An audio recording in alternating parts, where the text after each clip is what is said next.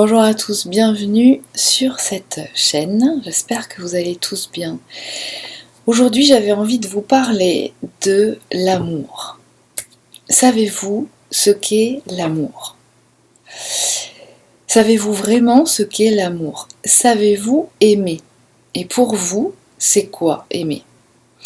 À cette question, on pourrait avoir des dizaines, des centaines de réponses différentes. Et la question est, ce qui m'a poussé finalement à faire cette petite capsule, c'est qu'en fait, et ça fait longtemps que cette question, elle me trottait dans la tête.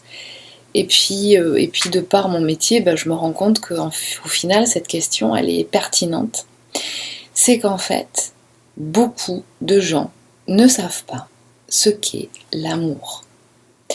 Ne savent pas ce qu'est aimer, ressentir l'amour, à la fois pour soi et à la fois envers certaines personnes. Car on ne peut pas aimer tout le monde. C'est pas en même temps ce qu'on vous demande. Mais au moins déjà les personnes qui vous sont chères, on va dire, les personnes qui sont en lien, en interaction et en lien authentique avec vous. Peu importe si vous avez des échanges houleux ou passionnés, ou qui sont sujets un peu à contrariété à certains moments, parce que ce sont des gens qui sont là pour vous faire grandir quelque part et que vous savez au fond de vous que ce sont des gens qui sont importants pour vous. Les gens qui disent oui à tout systématiquement, qui vont tout le temps, qui abondent tout le temps dans votre sens, ne sont pas forcément des gens qui vous correspondent complètement. Et ce ne sont pas systématiquement des gens qui sont en amour avec vous ou avec lesquels vous êtes en amour. Et donc finalement, qu'est-ce qui vous fait dire les moments qui vous font dire que vous savez ce qu'est l'amour? Ce sont ces moments finalement où naturellement vous accédez à des espaces qui font que vous vous reliez à l'espace de votre cœur, qui parle, et où vous le laissez parler, où vous l'écoutez, et où vous abondez dans son sens. Nous sommes dans une ère où, comme je vous l'ai dit dans différentes vidéos, on est en train de... C'est révolutionnaire quelque part, dans le sens où c'est une énorme évolution à tous les niveaux pour l'humain sur cette planète. Les enjeux sont énormes et donc du coup ça bouge, ça brasse beaucoup. Et ça nous demande une capacité d'adaptation et d'évolution telle qu'il faut qu'on sorte de notre zone de confort. Il faut que les gens arrivent à sortir de leur zone de confort. L'humain, le vivant, tend à évoluer naturellement. Et ce qui se passe en ce moment, et qui a commencé depuis un certain temps finalement, nous pousse à ça. Et pour pouvoir justement repérer et garder son équilibre dans ces moments si instables finalement qui nous font perdre tous nos repères, eh bien le seul élément, la seule chose qui est notre GPS interne finalement, c'est notre cœur, l'espace de notre cœur. Et quelque part, c'est pas quelque chose qui est complètement abstrait. Le problème de nos sociétés, de la société dans laquelle nous sommes, en tout cas en France, je parle pour la France parce que je sais qu'il y a des francophones qui écoutent nos vidéos et qui sont au Québec, qui sont à l'étranger et qui pour autant n'expérimentent pas la même chose parce qu'ils n'ont pas été, ils n'évoluent pas, on va dire, dans une culture qui est identique à la nôtre. La France est une culture et un pays où est fondamentalement ancrée la notion du je ne crois que ce que je vois. Ce côté très cartésien, où il faut tout expliquer par la science pour pouvoir croire à quelque chose. Alors que depuis la nuit des temps, l'humain a toujours évolué selon un système de fonctionnement pour réaliser tout ce qu'il devait faire, c'est-à-dire semer, planter pour récupérer de quoi manger, être en contact de la nature pour ressentir les éléments, savoir comment l'utiliser, comment se protéger de ces éléments à un certain moment, se positionner dans une situation confortable la nuit pour dormir, pour être avec protéger ses jeunes enfants, se nourrir pour pouvoir les nourrir ensuite, etc. etc. Et nous sommes dans un pays où, contrairement à d'autres cultures par exemple, nous ne sommes pas les seuls bien entendu, mais contrairement à d'autres cultures, est-on vraiment, nous sommes, excusez-moi, quelquefois on m'explique comment bien parler français dans les commentaires. Je suis désolée, hein, je fais ce que je peux, je me concentre sur ce que je dis et quelquefois ça ne suit pas. Du coup, on est complètement déconnecté, d'accord, de ce qu'on dit, on est complètement déconnecté de nos instincts naturels, du côté empirique, d'accord, que nos ancêtres avaient un temps, mais où l'éducation qu'on a reçue nous a bien coupé d'une partie de notre savoir. Nous sommes une culture particulièrement développée sur le cerveau gauche, pensée analytique. Et en fait, nous réagissons, nous projetons, nous élaborons des stratégies, nous choisissons finalement les objectifs personnels avec notre cerveau gauche. Or, cette partie du cerveau ne peut pas tout faire. Et surtout, ce qui est dangereux quelque part, et ce que nous expérimentons aujourd'hui, parce que finalement tous les anciens paradigmes qui sont en train de, vous le voyez dans les actualités, hein, s'écrouler peu à peu, parce que ça ne fonctionne plus, parce que ça a généré des économies, une économie, un marché, une dynamique économique, matérielle, qui a complètement mis de côté le vivant. Et aujourd'hui, nous sommes à un point de non-retour, c'est-à-dire qu'on ne peut plus continuer comme ça. Simplement, on a l'impression, ou la plupart des gens ont l'impression qu'en fait, on ne sait plus quoi faire, on ne sait plus comment réorienter les choses pour pouvoir justement avancer et repartir sur de nouvelles bases. Donc, les nouveaux paradigmes, ce qu'on appelle la nouvelle Terre. Et ce qu'on nous demande finalement, c'est d'apprendre à laisser ce cerveau gauche, de le laisser, non pas définitivement parce qu'on en a besoin, si ça fait partie de nous, c'est qu'on en a besoin, mais simplement d'apprendre à nous en servir pour ce pourquoi il est bon, et de développer beaucoup plus le cerveau droit. Nous sommes une culture où nous avons, et je pense que c'est quelque part, c'est voulu. Nous sommes déconnectés de notre cerveau droit. Alors naturellement, il est présent quand même parce qu'il fait partie de nous. Hein, c'est instinctif, il est là. Simplement, tout est fait pour justement le mettre dans un espace, d'accord, mais où c'est compartimenté. C'est-à-dire que il est actif. Simplement, quand il est un peu trop actif et débordant, finalement, ça génère des dysfonctionnements que notre science ou notre science médicale va pouvoir catégoriser en un certain nombre de pathologies, d'accord, dans des cas extrêmes, mais pas si extrêmes que ça, où on va détecter des dysfonctionnements de comportement Je ne parle pas encore une fois des cas extrêmes, hein, de schizophrénie ou de pathologie psychiatrique vraiment de haut niveau. Mais finalement, ce cerveau droit ayant entre autres l'inconscient, va pousser vraiment, va exploser, va demander à se réaliser, va tirer un signal d'alarme quelque part, et ça va pouvoir se matérialiser dans votre corps physiologiquement, générant des pathologies que vous n'arrivez pas à soigner, qui sont récurrentes, et puis vous prenez des médicaments, puis ça ne passe toujours pas.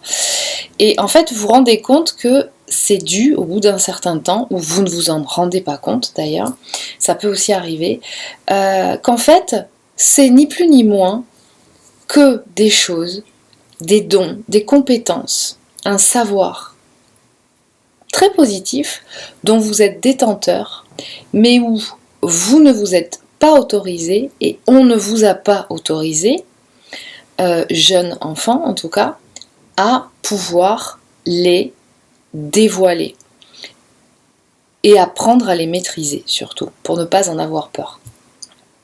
Et donc en fait, ce cerveau droit est une mine d'or parce qu'il a notamment un mode de fonctionnement qui est vraiment fondamental, et à mon sens, l'ère, donc la fameuse ère du Verseau dans laquelle nous rentrons, pour moi c'est l'ère du cerveau droit.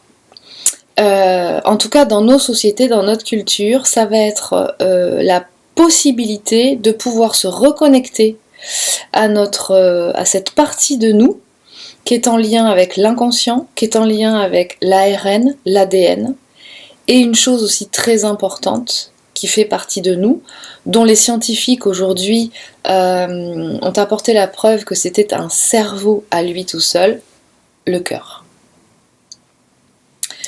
Donc le cerveau droit a une connexion avec le cœur. Il faut savoir que le cerveau droit a une capacité de communication qui n'est pas du tout du même ordre que le cerveau gauche. Le cerveau gauche est géré par tout ce qui est pensée analytique, d'accord ? Donc le développement verbal, le développement écrit, donc le langage verbal, le langage écrit, donc une pensée structurelle, organisée, d'accord, de haut en bas, hiérarchisée, etc. Le cerveau droit, lui, il a un mode de compréhension qui est différent. C'est beaucoup plus en lien avec la vue, avec des images, avec des signes, avec des sons. C'est beaucoup plus en lien avec tout ce qui... avec vos sens finalement, avec tous vos sens. Et vous captez, avec le cerveau droit, vous avez une capacité de capter tout ce qui vous entoure, qui est en langage non verbal, non écrit. Vous êtes capable avec le cerveau droit de capter toutes ces informations d'une personne quand elle s'approche de vous, qu'elle rentre dans la même pièce que vous, sans que celle-ci se soit exprimée, sans qu'elle ait dit quoi que ce soit. Vous avez la capacité de détecter comment elle est, son histoire, comment elle se sent. Et ça, c'est grâce à votre cerveau droit. Vous êtes capable de déceler une information d'une personne que vous aimez, alors qu'elle est capable de vous dire et de vous exprimer le contraire. Donc vous voyez la différence entre cerveau droit et cerveau gauche. Je suis capable, pour ne pas déranger quelqu'un, de lui dire « Non, je ne passerai pas chez toi, je ne ferai pas ça ». C'est mieux qu'on fasse différemment, ou alors je passerai un autre moment, ou alors tu viendras, etc., etc. Alors qu'en fait, j'ai très envie de pouvoir échanger avec cette personne, de passer un moment avec elle. Simplement, j'ai peur de la déranger. J'ai peur d'arriver comme un cheveu sur la soupe. Ou alors j'ai peur tout simplement de mal m'y prendre et qu'elle se fasse une fausse idée de moi, ou alors de passer pour une idiote. Donc je préfère écarter. la situation d'être en face de cette personne. Et quelque part, je ressens ça avec mon cerveau droit. Donc vous voyez comment le cerveau gauche peut vous amener à faire quelque chose, à dire quelque chose, à exprimer quelque chose, et comment finalement votre cerveau droit, lui, capte des informations complètement différentes, et qui sont finalement plus authentiques, beaucoup plus réelles. Le cerveau droit est capable de capter notamment des signes par des dessins très précis, des symboles, comme les mantras par exemple. Et c'est votre cerveau droit qui va, en regardant ce dessin, recevoir l'information de toutes les sensations qui sont liées. Votre cerveau droit, il est beaucoup plus direct. Ce sont des informations qui sont beaucoup plus directes. Il n'y a pas le filtre du mental quand vous percevez et que vous émettez des informations, d'accord, avec votre cerveau droit. Donc vous voyez le potentiel clairvoyance finalement, de clairsentience, c'est votre capacité médiumnique, ce qu'on appelle la médiumnité, d'accord, votre cerveau droit. Vous savez au fond de vous directement, oui, non, par rapport à chaque situation de vie, par rapport à toutes les personnes que vous rencontrez dans votre vie, oui, non, j'y vais pas, je le sens pas, d'accord? Donc pour moi le cerveau droit, c'est vraiment le challenge là, actuellement, de tout le monde, en tout cas particulièrement de notre culture, de notre société. Je parle en tout cas pour les Français. Peut-être que d'autres cultures auront à le développer, mais je parle en connaissance du pays dans lequel je vis, que je connais.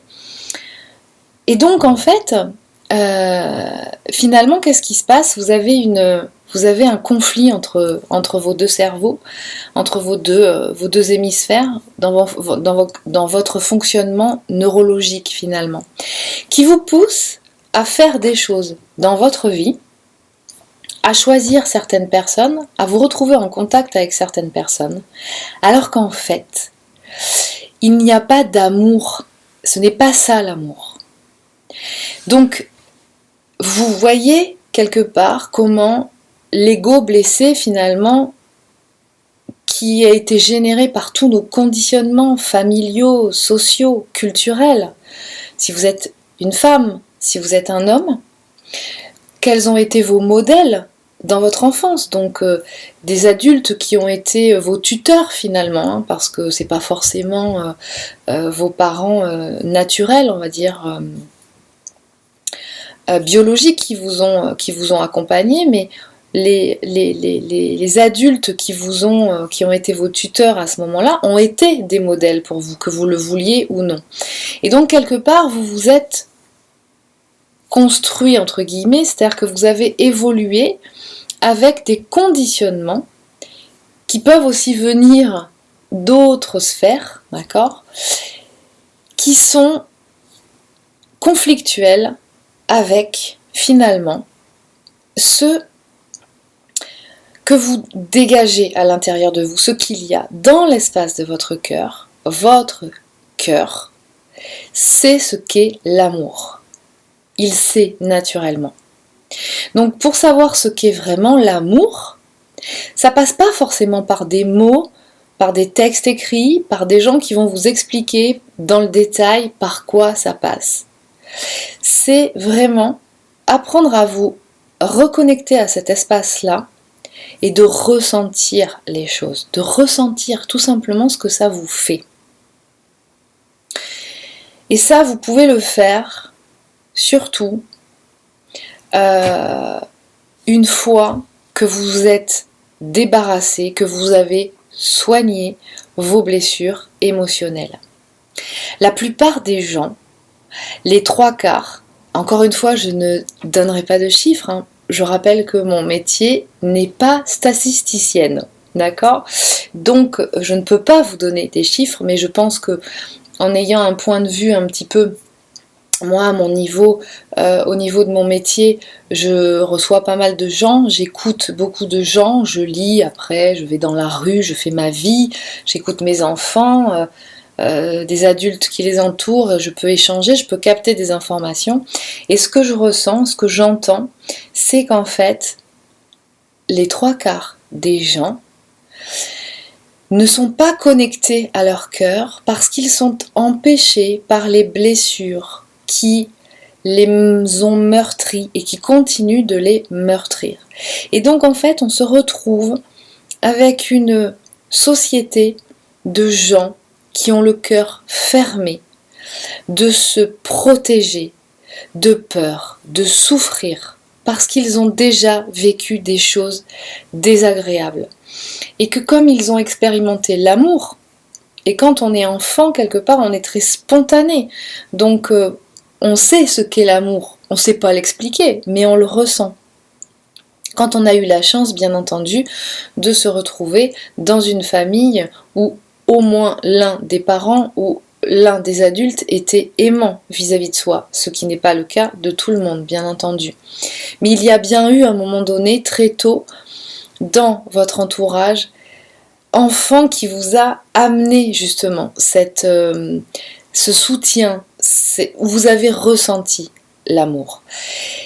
Et puis des choses se sont passées dans votre histoire et vous avez été malmené, vous avez ressenti un certain nombre de choses et vous avez ressenti surtout, et ça c'est important de le comprendre, vous avez ressenti finalement toutes les énergies et les croyances des adultes qui vous entouraient et de leur peur d'aimer, parce que pour eux l'amour était générateur de souffrance, forcément. Donc en fait, vous étiez déjà en contact avec des adultes qui avaient déjà ce cœur fermé. On vous dit toujours en France, moi je sais que je l'ai toujours entendu, il n'y a pas qu'en France du reste, mais il faut qu'une décision soit sage. Et si une décision est sage quelque part, il faut pas que ce soit généré par le cœur. Il faut pas que ce soit il faut que ce soit avec sa tête, d'accord? Parce que si on ne pense pas, si on ne fait pas les choses avec sa tête, donc en fait c'est le mental, le cerveau gauche, forcément ça peut pas marcher. Si on fait quelque chose qu'on aime, forcément on va vivre dans la pauvreté, l'abondance n'existera pas. Créer de l'art, créer des choses esthétiques, forcément on ne gagnera pas sa vie avec. Faire quelque chose que l'on aime d'esthétique pour un homme de surcroît, c'est faire un métier de femme. C'est être un homosexuel. Quelle honte y a-t-il à ça? Aucune. Il n'y a aucune honte à ça. Chacun, finalement, maintenant, doit s'accepter tel qu'il est. On a été beaucoup élevés, finalement. Élevé, c'est pas vraiment le mot. On va dire éduqué, avec l'idée que, avec la croyance que il fallait se battre pour obtenir ou pour gagner l'amour. C'est-à-dire qu'en fait, il faut prouver à la terre entière qu'on est une personne bien pour que les gens autour de nous nous repèrent et nous aiment. Et non pas qu'on va nous aimer tout simplement parce que l'on est. Il y a forcément des gens à qui vous n'allez jamais plaire. Et c'est pas grave, où est le problème? Vous ne pouvez pas aider, vous ne pouvez pas aimer la terre entière. Vous n'êtes pas obligé d'aimer tout le monde. Vous pouvez être en lien avec, accueillir, recevoir, et c'est tout. Aimer, c'est aussi dire non, donner des limites à certaines choses. Il y a des choses qui sont respectueuses pour vous, d'autres qui ne le sont pas. Donc, aimer, c'est aussi mettre une limite, dire non quand ça ne vous convient pas, ne pas accepter n'importe quoi. Mais surtout, aimer, c'est commencer par s'accueillir soi. On parle beaucoup dans les vidéos de flammes jumelles, finalement, d'amour entre deux personnes. Mais là, ce qui se passe actuellement, ce qu'on vous demande et ce qu'on vous pousse à faire, avec ces énergies qui sont puissantes, qui font remonter des émotions et des mémoires négatives, pour que vous les observiez et pour que vous les transmutiez, d'accord? Mais aussi des mémoires positives qui remontent beaucoup, pour vous forcer à les regarder, pour vous forcer à voir qui vous êtes, ce dont vous êtes capable, et qu'il faut les accueillir et qu'il faut tout mettre en œuvre maintenant pour pouvoir vibrer, exercer, apprendre à maîtriser vos dons. C'est ça qu'on vous demande. Et s'il faut vous violenter, vous bousculer un peu, pour que vous soyez obligé de sortir de votre zone de confort pour pouvoir les accueillir, eh bien, c'est ce qui va se passer. Et de fait, c'est ce qui se passe aujourd'hui. Il faut comprendre que la zone de sécurité est quelque chose qui est systématique. On se raccroche toujours à un truc stable. Même si c'est quelque chose de, excusez-moi du terme, merdique, même si c'est quelque chose qui ne vous rend pas heureux, du coup, on se raccroche juste à ce truc-là. Et même si ça ne nous convient pas, on a toujours peur de partir pour aller trouver quelque chose de meilleur. Quelque chose de meilleur, c'est vous, c'est votre authenticité, c'est votre être authentique. Partir à la conquête de vous-même, à la découverte de vous-même. Donc, comprendre que le changement est toujours un peu, on va dire, stressant pour l'humain, mais pas du tout infaisable. Et apprendre justement à surmonter, à lâcher ces choses qui ne vous conviennent plus, parce que ça ne fonctionne plus.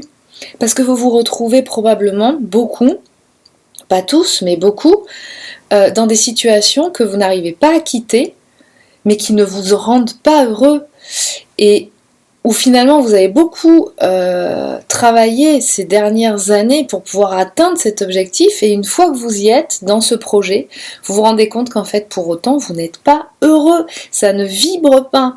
Pourquoi ?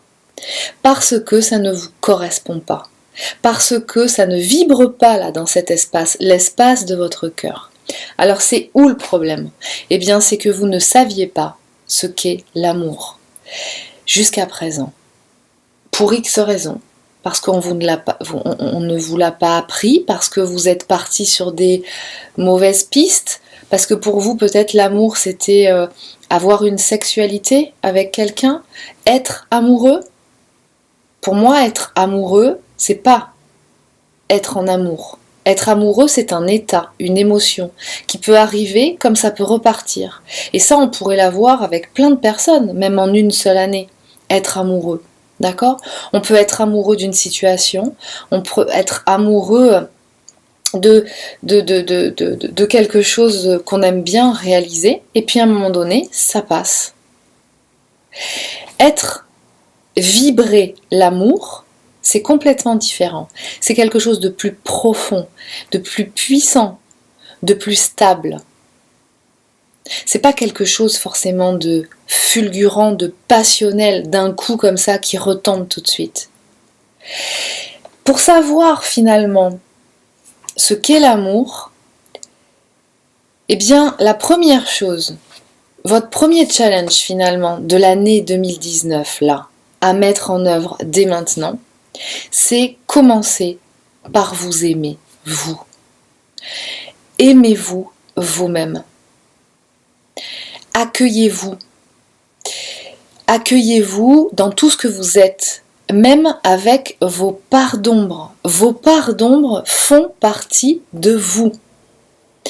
Et à un moment donné, si vous les accueillez au même titre que toute votre lumière, vous sentirez très bien que vous saurez transmuter ces parts d'ombre au fur et à mesure selon le fameux timing dont vous connaissez. L'univers vous présentera des opportunités de les transmuter, ces mémoires négatives, qui sont des opportunités de grandir.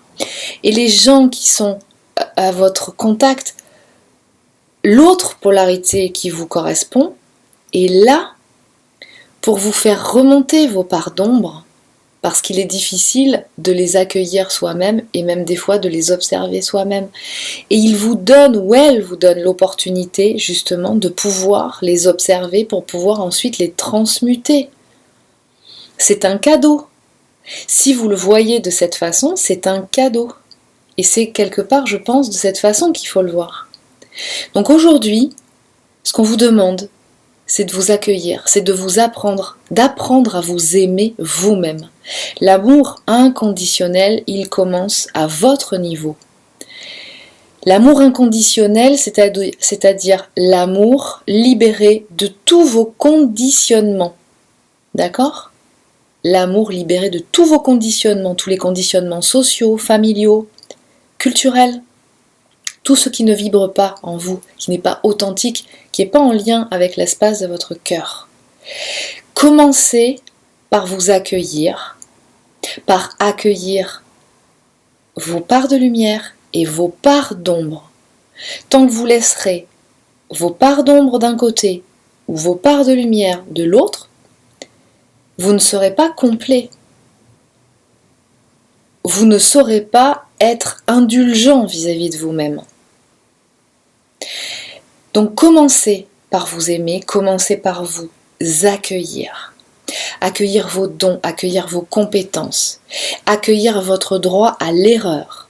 Vous avez commis des erreurs, vous avez commis des erreurs de jugement, vous avez pu être désagréable avec quelqu'un, vous le regrettez aujourd'hui, ou bien tout simplement, c'était une façon de vous défendre par rapport à une personne qui n'avait pas de bonnes intentions vis-à-vis de vous. Aimez-vous, apprenez à vous aimer, à vous faire confiance. Reconnectez-vous à l'espace de votre cœur pour ressentir l'amour. L'amour, ça vibre la joie, la paix et la gratitude.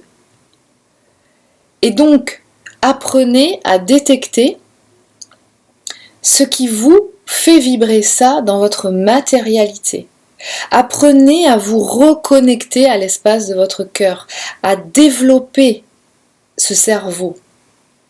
Et ça peut se faire par le cerveau droit. Et en hypnose, c'est ce qu'on fait. On rééquilibre les deux hémisphères dans des séances où il se passe un certain nombre de choses. Et donc vous apprenez et vous pratiquez une reconnexion quelque part à ces espaces-là. Et ça, une fois que c'est ouvert, c'est acquis.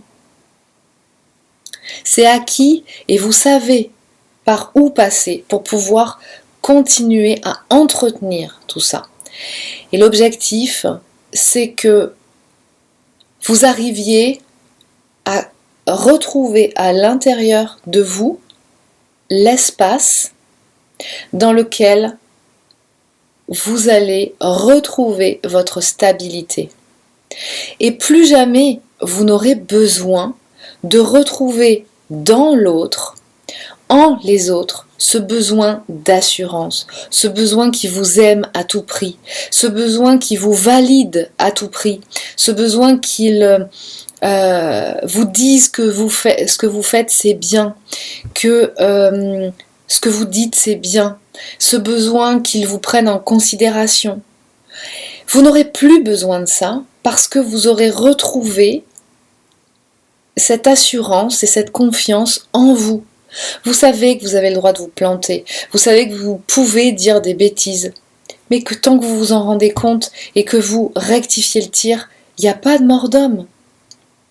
Vous savez que quelque part, la vie c'est l'expérience et qu'on ne va pas directement droit au but tout en sachant exactement, en arrivant pile poil. On ne sait pas, on avance à tâtons. D'accord ? Et donc la seule façon d'acquérir cette stabilité, de pas finalement, je reprendrai l'image du surf, eh bien une fois que vous savez surfer, d'accord, vous allez savoir prendre la vague et l'accompagner la vague, et plus la prendre en pleine figure. Puis vous allez aussi apprendre que même si vous savez bien surfer, que vous savez bien prendre votre équilibre finalement, eh bien que si vous n'êtes pas connecté à l'instant présent, que si vous n'avez pas si vous êtes trop happé par des pensées, des préoccupations du mental justement, vous ne serez plus en connexion avec cet espace, et même si vous savez bien surfer, bah, la vague vous allez la prendre en pleine figure et votre session elle est finie. Donc apprenez, vous allez apprendre à vous aligner en fait à vous. L'espace de votre cœur, c'est l'espace qui fait se rejoindre la connexion supérieure à l'ancrage à la terre, à la matérialité. Donc c'est ce qui concrétise, c'est le centre, si vous voulez, qui réunit la 5D et la 3D. Donc votre capacité et votre activité, votre puissance intellectuelle à la puissance physique, la matérialité. Donc si vous voulez être un être, et nous c'est ce que nous sommes à la base, un être spirituel ancré dans la matière, apprenez à cultiver l'espace de votre cœur et apprenez à aimer.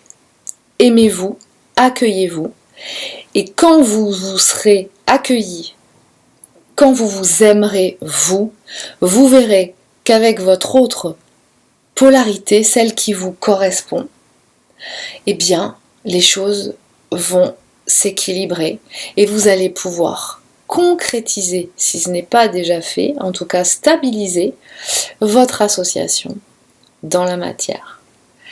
Je vous dis à très bientôt et prenez soin de vous.